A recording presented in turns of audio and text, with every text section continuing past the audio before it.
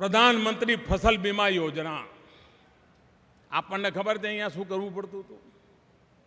વાયો હોય કપાસ અને લખે મગફળી, અને જ્યારે વીમો પાકવાની વાત આવે ત્યારે ઝઘડા ચાલે. પેલો કે ના તે તો કપાસ વાવ્યો હતો, પેલો કે ના સાહેબ મગફળી વાવી હતી, પેલો કે પુરવાર કરતા, પુરવાર થાય નહીં અને રૂપિયા લટક્યા કરે. આ બધું એટલા માટે થતું હતું, પ્રીમિયમ મોંઘું પડતું હતું. પહેલી વાર આ દેશમાં પ્રધાનમંત્રી ફસલ વીમા યોજના એવી ઇન્ટિગ્રેટર લઈ આવ્યા છે કે જેના કારણે 2% કે 1.5% સમગ્ર દેશમાં એક જ પ્રકારનો પ્રીમિયમનો દર, અને ક્યાંય વધારે આવે તો સરકારની તિજોરીમાંથી નાખવામાં આવશે. ખેડૂત પાસેથી 2% અને 1.5%, અને ફળફળાદી હોય તો 5%.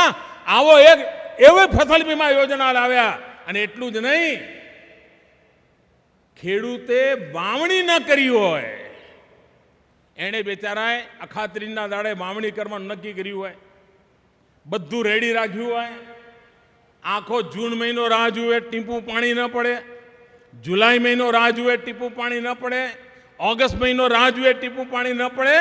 હવે એણે તો કશું વાવેતર કર્યું જ નથી, તો એનું બરબાદ કાંઈ થાય નહીં. તો આવા માણસ ખેડૂતની જિંદગીનું શું થાય? આપણે એવો પ્રધાનમંત્રી ફસલ વીમા યોજના લાવ્યા કે જેના કારણે વરસાદના અભાવે વાવેતર ન કરી શક્યો હોય તો પણ અગર જો વરસાદ નથી આવ્યો, પાકું થઈ જાય, તો વાવણી ન કરી તેમ છતાંય એને મર્યાદિત રૂપમાં વીમાના પૈસા મળશે અને એનું વર્ષ નીકળી જશે. આની ચિંતા આપણે. ઘણીવાર ખેડૂત સરસ મજાનો વરસાદ આવ્યો હોય, ખેતી સરસ થઈ હોય, પાક સરસ થયો હોય, અને